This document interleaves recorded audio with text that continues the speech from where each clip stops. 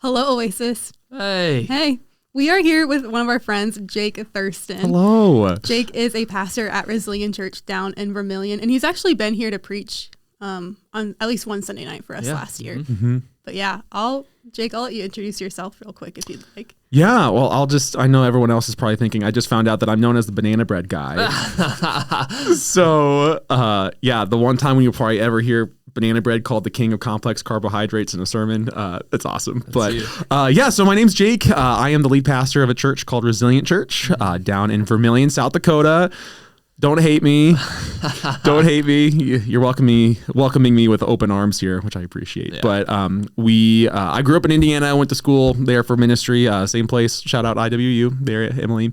And landed in South Dakota for my ministry practice, my apprenticeship. And I've always had a heart for college students and young adults. Yeah. So flash forward a couple years, I was at the Ransom Church in Sioux Falls for 3.5 years. Felt the call to go back to Indiana Wesleyan, work with their School of Theology and Ministry department. That's actually where I met Emily, which is fun because I always wondered, could I see myself in a higher education format, getting to teach, because that's always been a dream of mine. COVID happened. There was actually a pandemic in Indiana, not here in South Dakota, apparently. And that just caused my wife and I to rethink everything about what we were doing. And it was through that season that it became apparent to me that as much as I love the university, I love the local church more.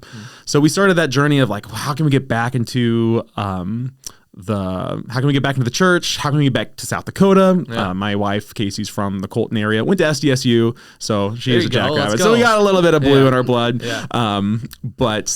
So we were looking and talking with mentors, and church planning came to the forefront of our decision. And we were looking at a place within an hour radius of Sioux Falls, and Vermilion fit the bill. Mm-hmm. When you look at the churches there, only 2 out of the 18 were actively reaching college students and young adults well. In a city where 60% of the population is under the age of 30, and 23 is the median age of Vermilion. So tons of students there, obviously with USD, and we knew that we could try to help fill that gap. So moved out there June of 2021.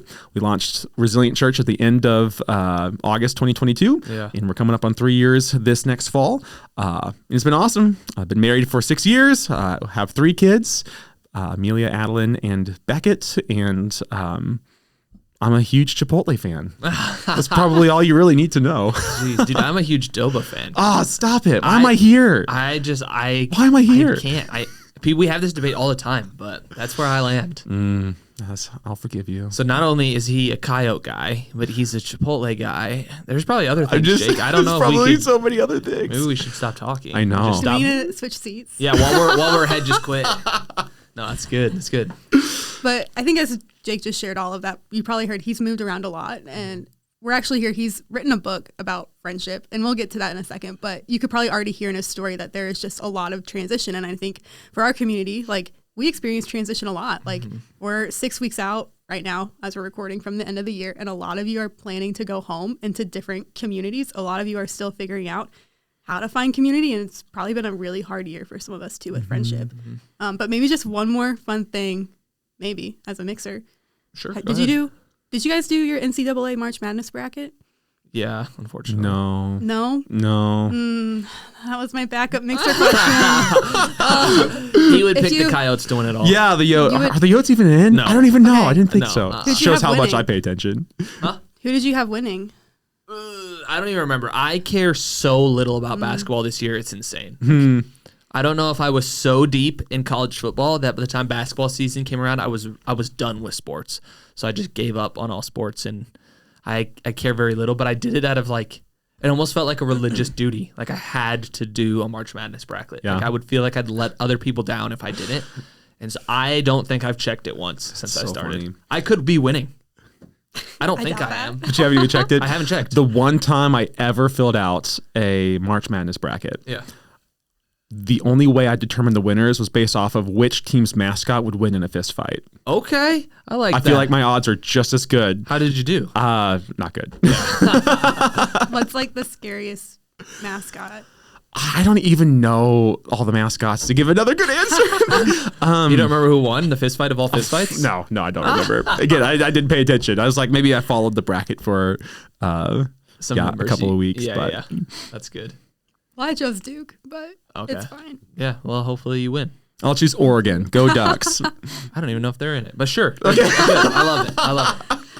But yeah, so Jake, you just finished writing this book called You Need Friends, and it's actually out now, I think. And so if you're listening and you're interested in friendship, this book's available on Amazon. We can also get you Jake's info probably on how to get connected with him. Yeah. But maybe just take us through and walk us through, how does your story and your experience of kind of navigating community lead you to writing this book? Oh man, I'm getting chills even just thinking of the story. So ever since I was a kid in like youth group, growing up in church, I just always had a radar for the outcast, a radar for the person who's just kind of on the fringes. I always wanted to make sure like everyone's input was heard if I was leading a small group or something. Like I was just one of my top 5 strengths on Strengths Quest, if you ever did those, is includer.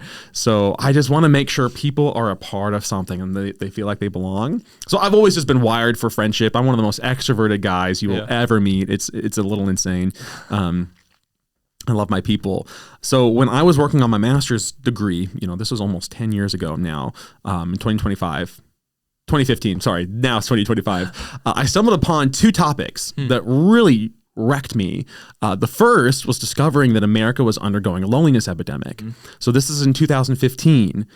This was well before a pandemic happened. This was well before even the headlines. This has been an issue in the water for a while of Americans just getting lonelier and lonelier and lonelier.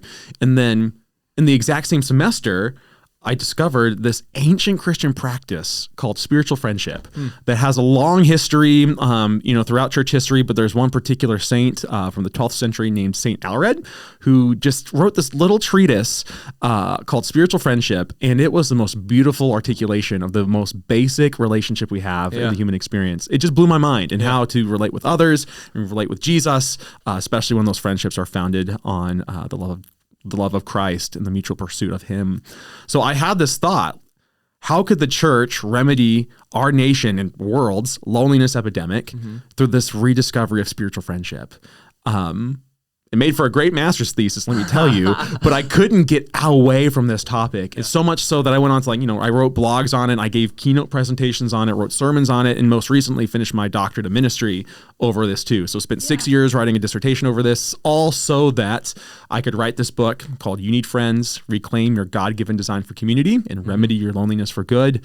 So almost 10 years worth of research has culminated in this and just trying to get the word out so people can restore their friendships in one another and remedy their loneliness, And tell me a little bit more about the personal side of it for you, because that's the academic journey, right? Of hey, I saw this thing, I was intrigued by this thing, I researched this thing, I created this thing. But deeper than that, I think when I read the book, you experienced and now live in the reality of what you're writing. It becomes very evident that through your experience, maybe with COVID or what God was doing in you, coupled alongside of this academic, intellectual journey you were on. For sure. Yes. So like I said, I'm the biggest extrovert you could ever meet. So when, we actually had a pandemic in Indiana and we were told to stay at home for 2 months. It wrecked me. So more anxious than ever before, more depressed than ever before. It was feelings I've never felt before. And I'm a happy-go-lucky guy, right? I had no clue. I will never forget. I was in the middle of a downward dog yoga move trying to get relaxed and I just snapped. Sobbing. So, and obviously, there's trauma there with the pandemic and stuff like that. But even before that, I was wrestling with, I don't feel like I'm in the right place. So I was struggling with what's called collective loneliness. I did not feel like I was contributing to something bigger than myself. My new workplace at Indiana Wesleyan was not what I expected it to be. But then second, we moved away from an amazing community. I was a part of the best church in the world and had an amazing group of friends there in Sioux Falls. And I just didn't realize, despite all this research I had been doing on loneliness, I was lonely and it was just eating me away.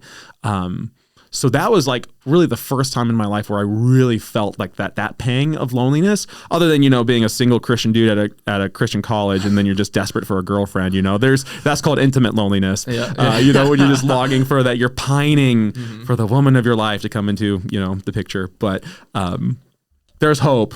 There's hope, everybody.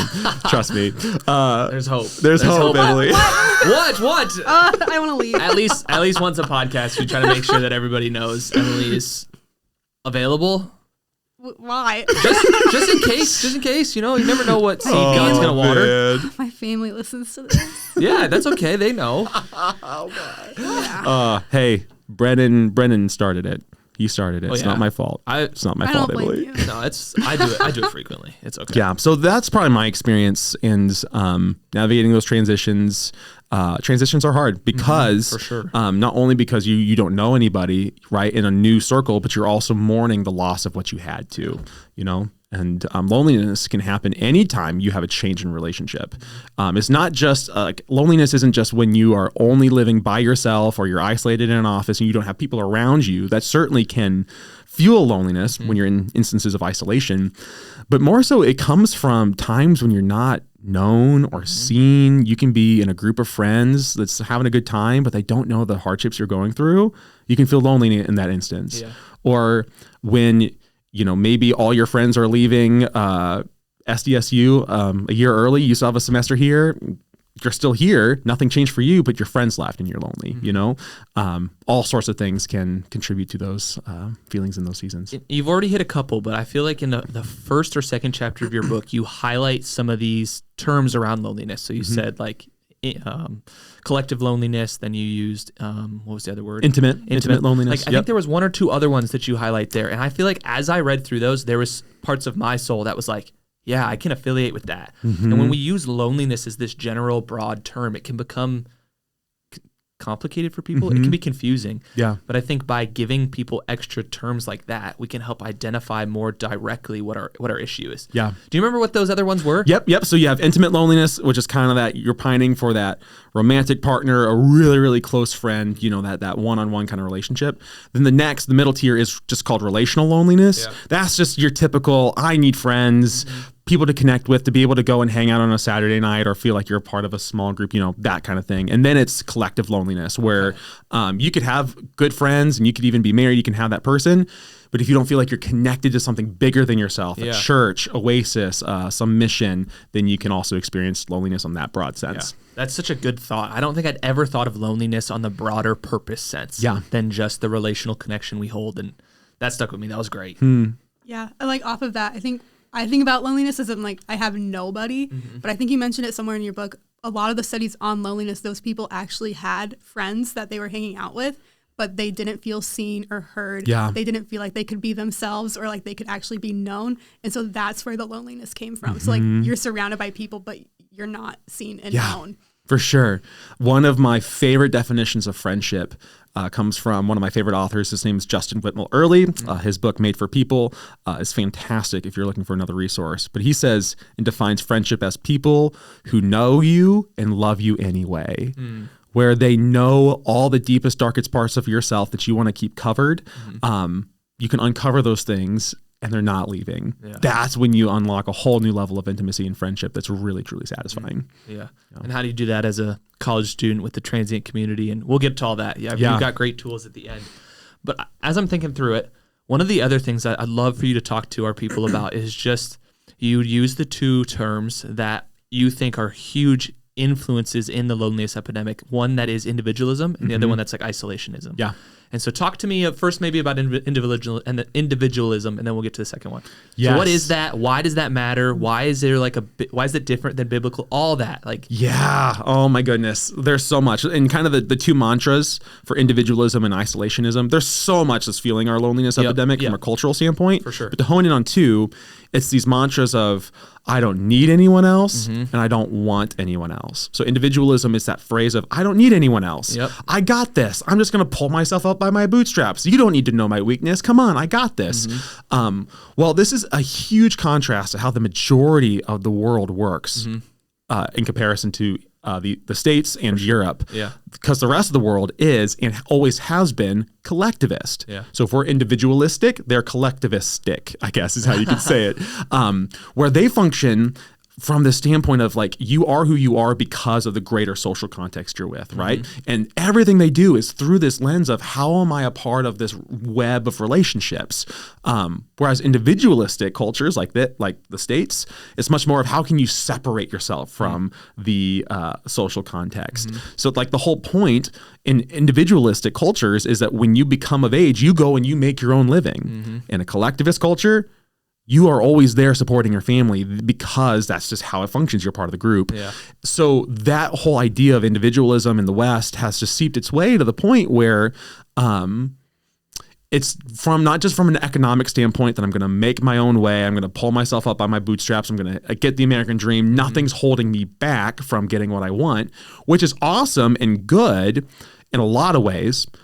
But then the tendency can be that it becomes this lifestyle of competition with your peers.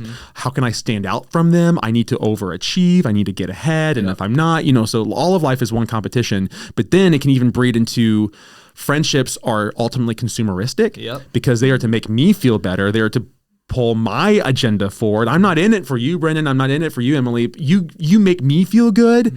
So then as soon as you stop making me feel good, we get into a tussle over Qdoba and Chipotle breaded.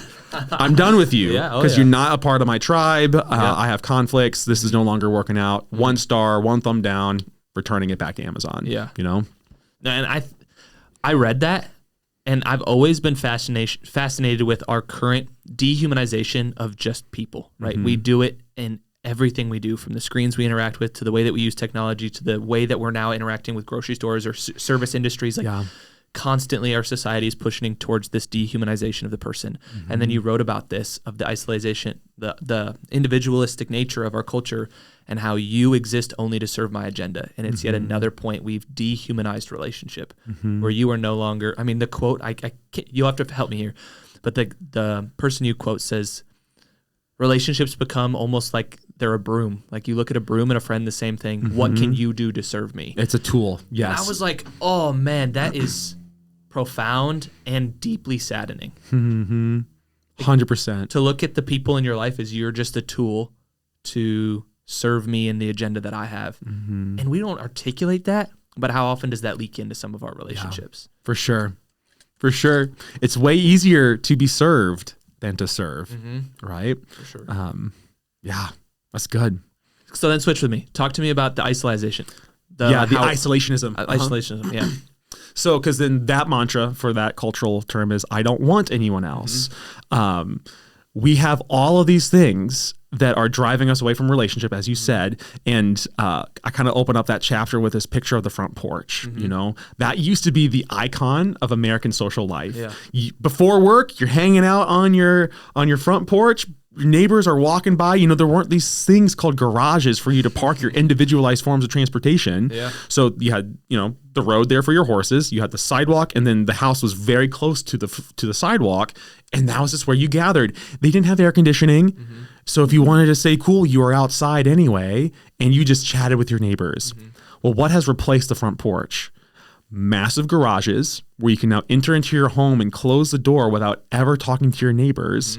And what the front porch used to serve, the purpose for socialization, has now moved to the back of the house around fenced, backyards for complete private entertainment, right? So literally our homes are now designed just to isolate ourselves.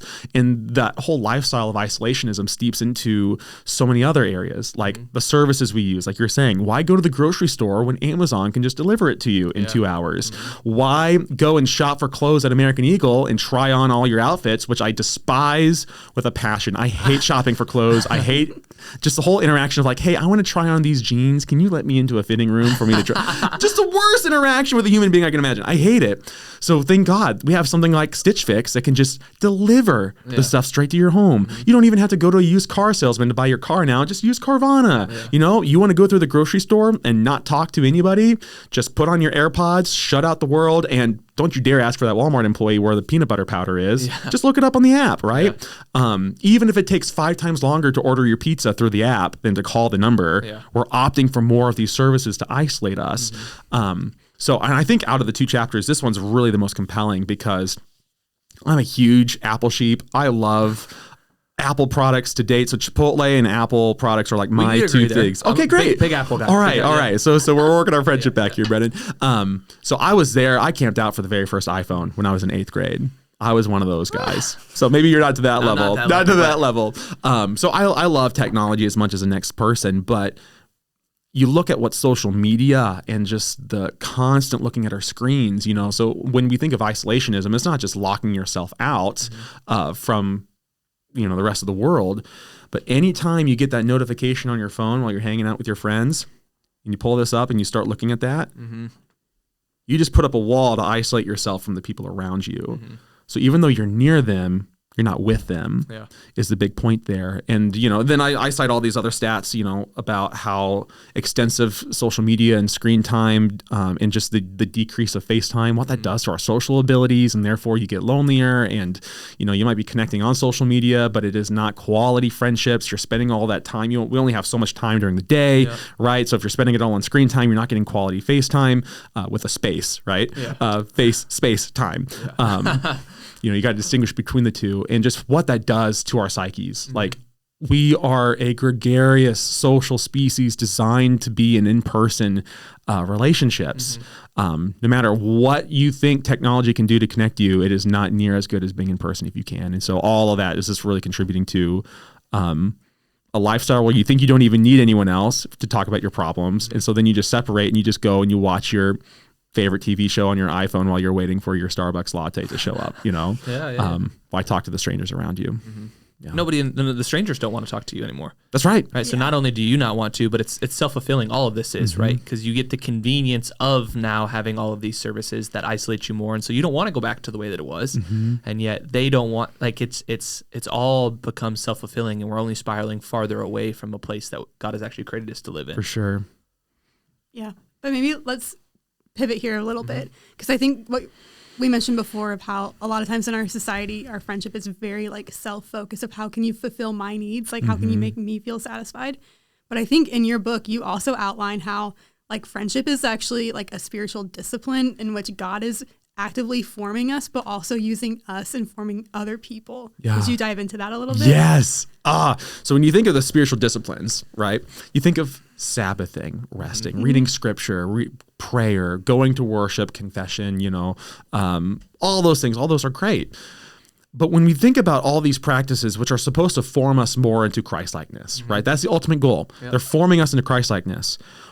We never pause to think and consider that friendship is one of the most powerful spiritual practices we can have, because one of my favorite phrases of all time is that you are who you're with. You become like the people you are the most around. One of my favorite stories of this reality is when I became just so enamored with the phrase, Bartle do tacos with the ting tao and the cow happies and the Blarney burgers. I read that. I had to read it 17 times. Bartle tacos? What is he talking about? So when I was in high school, I befriended a new group of guys who just kept saying Bartle do tacos with the ting tao and the cow happies and the Blarney burgers for everything. And I thought they were crazy, just like how you think I'm crazy, probably. It is kind of crazy. What's up with that? They were quoting a YouTuber before being a YouTuber was even cool, in the late 2000s. Yeah. And that just became our phrase for everything. Before I knew it, I started saying it because they were saying it. You just start to pick up on the phrases and the inside jokes, the accents. I never said oofta for anything until I moved out here to South Dakota, Even how I pronounce O's is because of the culture I'm in now, Everything about what you value and your habits are because of the people you surround yourself with. So that means then, in the realm of spiritual formation, everything you do is either forming you to be more like Christ or less like Christ. And so we need to identify what are those sources that are forming us more into Christ-likeness. And the big thing that we have to realize is it doesn't matter how good your prayer life is, or how often you go to church, or even how much you're in scripture. If you're constantly surrounding yourselves with the bad people, you are more likely to be formed into what they are doing in their spiritual practices than all these individualistic things you're doing on your own in closed doors, So then part of the book is, I think as you get into the second half, you talk about spiritual friendship. Yeah. And it's the reversal of that, right? It's the redemption of our relationships. And you start from this place of Jesus as a friend. Tell me about that. I think people struggle to get to that leap. Jesus is my Messiah. He's my Lord. He is God. Jesus is my friend? Yeah, it almost seems like a downgrade. Yeah.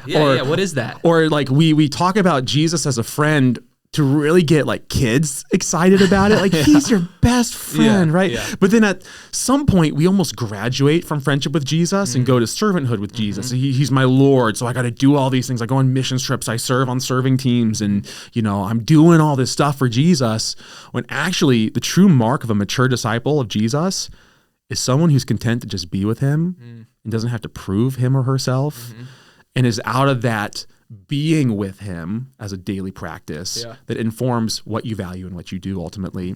I talk about 3 tensions that we have with befriending Jesus. And the first is because we elevate servanthood above friendship. We just think the more you do is better than just being with him. So, the whole idea of going from a vertical relationship of he is my God, my Lord, my Savior, to a horizontal friendship of he's my buddy, that's crazy. That's hard. The second is we're intimidated by God's status. Sometimes people are just like, I like that he's my God because that is a huge thing that distances me from him because I'm a sinner and I don't want him to get too close because I just have all these problems, right? Yep. So we're intimidated by that. We don't want that because we don't want him to get too close. We're afraid of what he'll find, what he'll say. Yep.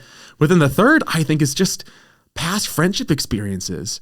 We've all had that friend who maybe led us astray, stabbed us in the back, or caused severe damage to us. Why would I want to put Jesus on a similar level to that friend, right? So we have all those issues with the term, but what we do instead is if we refuse to accept what Jesus says, that he does not call us servants, but instead he calls us friends, if we refuse to accept that, we interpret the other way around, that he came as friends so that he could call us servants, and it just condemns us to obligated works of faith to try to prove ourselves. So instead, the inverse of it all is like, what if we instead viewed our earthly friendships through the lens of Jesus's friendship first? Knowing that Jesus loves you unconditionally and that he went great lengths for you. His death and resurrection is the greatest act of friendship in the history of humanity. So that we can be in relationship with God again. If that's the perspective of Jesus and his friendship with others, how does that determine how we ought to go about our friendships with others too? Love it. That is so good. And we all face those stumbling blocks, right? Like I think as you're saying those, I'm like, yep, I feel that tension and I feel that tension and I feel that tension. And yet there's something so much greater when we can break down those walls and accept what Jesus has invited us into, which is a dynamic friendship with him. Yeah. We get to be with him. I mean, what a beautiful picture of just being able to be with Jesus, and then out of that relationship, everything finds its correct order. Yeah. The way that I obey and the relationships I now hold. Oh man. So, and this is one of my other favorite things. Yeah, go ahead. This is a bonus scene that I really didn't get the chance to flesh out in the book, but let's go. Behind the scenes deleted scene. And when you have that perspective of Jesus as a friend, Christianity becomes a lot more fun. Yeah. Oh yeah. Because you do everything with your friends, right? So why not incorporate Jesus into everything you do? Yeah. Now running is a spiritual discipline when you acknowledge that Christ's presence is right there. Making your pour over coffee first thing in the morning is an act of partnering with God in creation, and Jesus is right there with you too. Doing your schoolwork, when you acknowledge that Christ is right there with you, you can acknowledge, Jesus, I am struggling right now. Please help me with this. He's not just reserved for, like friendship isn't just when I get to sit down with you, Emily, for 15 minutes every day in the morning over my cup of coffee so I can go about my day. No, we're hanging out. We're doing all these things. So it's acknowledging how Christ is infused into all the parts of our days and not just the classical spiritual disciplines, Yeah. And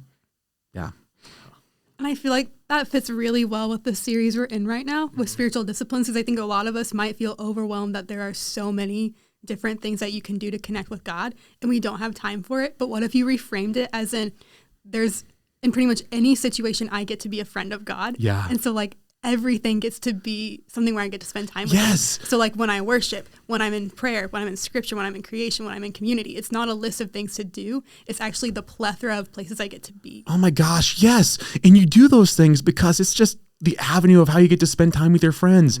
We, like with God as your friend, we never think through the list of all the things I got to do. Like, okay, I need to make sure I'm arrive on time for Brendan and Emily and Jana for me to eat lunch. And then I'm going to set aside all this to eat. Nobody does that. Yeah. Friendship is way more organic. And when you can view the practices through this lens of, I don't have to, I get to, these are the things that just particularly connect me with God through the soul level. But then there's also just the discipline of awareness and acknowledging his presence and how he sees you as good. And everything then can become a means of connecting with God. So that's just the power of how viewing our friendship with God can transform how we relate with him. So I want us to end in a place of, okay, how can we cultivate healthy friendships and like good life-giving Jesus friendships? Yeah. But before that, I got to ask a question, because there's a couple lines in your book that just, they resonated, and I saw it so clearly in myself and in others. Why do we still hang on to bad relationships? Yes. Like if we know we need this good thing and we're trying to pursue this thing, which why do so many of us settle for less than in our relationships? People we know that aren't helpful, that we know they aren't helpful. Why do we do that? Yeah. So the brain's crazy and God designed us for community. We are hardwired for relationship. But the psychology shows, and Dr. Henry Cloud talks a lot about this in his book, The Power of the Other. There's 4 types of connections we can have. There's no connections, bad connections, which are, just the abusive, toxic people that you're around. False connections. So like where you actually satisfy your desire for others with like status or sex or addiction or whatever, false things, objective things. And then there's like good friendships, right? The ones that are beneficial. Our brains are so hardwired for connection that it would rather stay in toxic, abusive, or just not good relationships than have no relationships at all. So, I mean, you just put that in perspective. Like, it would rather stay in relationships that are not good for you than have the fear of being alone. And I'm curious if you guys come into contact with this much at SDSU, or even for sure in our context at USD, where there's often a fork in the road for students with their faith that they feel like they either need to lose their faith to have their friends, or have no friends and do their faith alone. And the friends will almost win out every single time. Because community and that desire for connection is so hardwired. Like we go into survival instincts when we're isolated for too long, right? So that's a lot of it, why people stay in there. And there's a fear of that isolation. What's going to happen to me if I leave and those people leave? As weird as it is, that's what's going on. Well, and you just think like, from the outside perspective, when you see someone else in bad relationships, you're like, why? Yeah. Why do you do that to yourself? Whether it's a bad romantic relationship, because we all have friends and we all know people where it's like, you should not date that person. They are not good. We know everybody else can see it besides you. And yet there's something in us that keeps us in those places that are hurting us, because the alternative to that is often more scary. And we feel like we can't handle not. Exactly. And yet we have to learn, no, God has something better for you. Like that lie the enemy's whispering to you, that if you're not in this space or not with this person, then you'll have nothing. Like that is a lie. There is something better for you. And that's what I want to just finish talking about, if that's cool. Is like, what's that better thing? Where do we look for it? How do we find it? And then how do we stay in it? Because I think that's a lot where our people wrestle too. It's like, okay, I found it.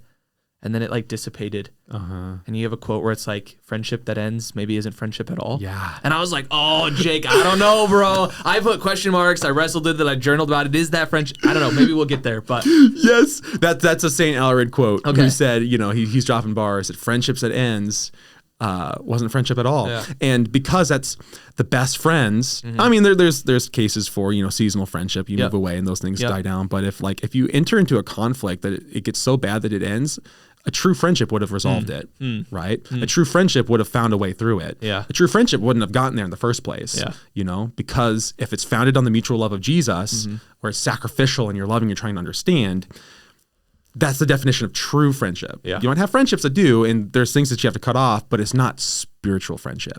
And Elred defines spiritual friendship as those friendships specifically founded on that mutual love of Jesus. We can dive into these practices and get to know him more, because turns out when you grow closer to Christ-like friends, you become more Christ-like yourself, So as far as like steps to be able to cultivate that, if you're looking for those things, in chapter 8 of the book, I really outline a lot of just easy steps for you to start entering into that. Search up your local church. I mean, a lot of you are probably attending Oasis, it just boom, check, do the Google search. But even for those who are leaving, transitioning, do your homework and find a church you can belong to, right? Find your church and then get involved, join serving teams, find those small groups, show up 10, 15 minutes early and stay 15 minutes late. So many people are like, they show up to church 5 minutes after it starts and they leave 5 minutes early and they're like, well, I don't have any friends. Well, no, yeah, of course you don't, So there's those kinds of things that you can do. But at the end of the day, though, there's a lot of ways of how you can grow in your friendships. The more time you spend together is good. Going on all those vacations, the spring break trips, making those memories are all good. But what's really going to allow your friendships to go deeper is by revealing the depths of yourself that no one else knows. If you want deep friendships, you need to share deep parts of yourself, because it's through the deep parts of yourself that no one else knows about, that's just hard for you to share. That's what, it releases a lot of that sense of isolation from the things that you feel, that are covered up. So it sets you free from that. And that's what builds trust amongst people. I just told you something really hard about my life. You loved me anyway. You reciprocated it. And that's what really drives your bonds well. And I think that's one of the things in our culture right now when we say, I don't need anyone else. I don't want anyone else. When you can actually have the freedom to say, no, I do need people. And this is what's hard. This is what I'm struggling with. This is a part of God I am not getting right now. I feel like he does not love me, and you can confess and talk about those things in a safe community. Oh, that's when you know you found your people. And I think if there's anything we could get better at, especially in the church, is having routine times to confess, to be vulnerable, and just talk about the hard things. That does a number for our friendships and the depth of intimacy that we can have. I got nothing. I think there's just so much in that resonates with me. There's stuff in there that convicts me. Like, I love the idea of vulnerability begets vulnerability. Like, we want people to be open with us, but we don't want to be the first one to open that door. And the fear of rejection and the shame that we feel in the midst of our places of brokenness, like, darkness hides in darkness, but yet when it's brought into the light of Christ in relationship with people, and there's healing there. There's so much that you just said that we could continue to unpack, but the boldness that everything, even from the little steps, will require for people, is I think where we get hung up. Like, I know it's for us, we're extroverts who are people. Like, there's things that are easy that oftentimes when I'm talking to people, like, we realize the boldness that even the easy stuff takes to show up 15 minutes early when you don't know who's going to be there to welcome you. That's really intimidating for some people. Like, to sit by someone in a church service, you don't even have to exchange words, but just so you don't sit alone. Like, that wall, I think, is becoming increasingly taller for maybe young people, maybe all people. As we get more separated, the gap that we have to close and the boldness it takes to actually fight for the things you're talking about it's heavy. For sure. Well, and, throw in the fact that you can have streamable services now. You don't even have to step foot in a building. And if church just simply boils down to a service you can stream and listen to worship music and consume a sermon, that's all it is. But the church is a people, and there's no such thing as an only child in God's family, right? So we need to continue to get to know those families, and it is hard. It takes those bold steps, but someone has to do it eventually, especially like, when you're saying, like, when we're all like, we know we want deeper relationships, but we're so afraid, someone has to break first. Someone has to be the person to go for it, to put their foot out there. And there absolutely is the risk that might turn on you, but it could also be the best decision you've ever made. It could have been the best thing you could have done to finally be seen, to talk about that thing you've just been hiding. And you can't, as long as there is something for you to hide from everyone who knows you, you can never be your fullest, truest self. You have to have that known and seen by others. And and that's just going to unlock so much potential for you in your relationship with God and others. So, okay, I have one last question. I promise. Jake, we could go all day. I know, we could talk all day. I thought your book was fantastic. Christian books to me sometimes and I even told you this, sometimes they just rub me the wrong way with all their extra sourcing, and sometimes they just circle ideas because I think they need to fill page counts, and they're written by authors who just sell books, and this is what they do. Yours is not that. Like, you can tell it's birthed out of something in you that you love and you're passionate about. It's been helpful for you. You can tell from the book it's helpful for the people in your context, and I believe it could be helpful for others. It's well researched. That we could go all day, all day. But I want to hear personally, as we kind of wrap up, you've moved a lot. And in the midst of writing this book and discovering this thing, I know it's been probably 5 years since it's really taken root in your life. Like, you've already moved multiple times in that. And I think as you hear this, we'll get the boldness to do it once. But for the college student listening who, okay, I'm going to do this, but I'm going to move in 2 years because Brookings isn't my long-term plan. Or for the young adult listening who used to be here in a part of our context, but now they're somewhere else. And they said, I did that. I opened up, I made deep relationships, and now I'm here. Like, how do you do it again? Oh, man. Well, even right now, here's the deal. I am technically a doctoral expert on loneliness and friendship. We are going through a season of loneliness, my wife and I, ourselves. Like, even if you're in a place like Vermilion, where people are coming in, you develop friendships and they always leave, you have to build it all over again. So whether you are moving to a whole new place for the first time, or you're stuck in a place where everyone else leaves you, it can get exhausting, especially when you consider it's the average young adult stays in a profession for maybe 2 to 3 years and they're off to the next thing. Like, we are afraid to be rooted and to go deep someplace, So, it's the thing where, like, you're not crazy. I know it's hard, especially when you're moving to the next thing and you're thinking about the next thing, or if you're coming down to Vermilion for grad school. Hey, yo. We meet. Resilient Church. Resilient Church. Come join us. Sunday mornings at 10 a.m. in Pizza Ranch. That's where we gather. You just have to do the work. Yeah. You just have to do it. Like, I don't know how else to say it other than do the work. And especially when you can go in and say, and and really the hope for the book is you come out of this realizing you are designed for community. One of your top priorities actually should not even be your career. It should be your friendship and community. Oh, Jake, don't say it. That's too good. That's too good. Someone just heard that and they said, that's whatever. No, what you just said is so profound. What if you choose? Yeah.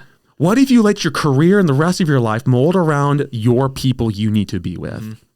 Where Except you can for stay when rooted. we're pastors, right? Right. Doesn't count Then for it it because we don't have doesn't friends. Sorry.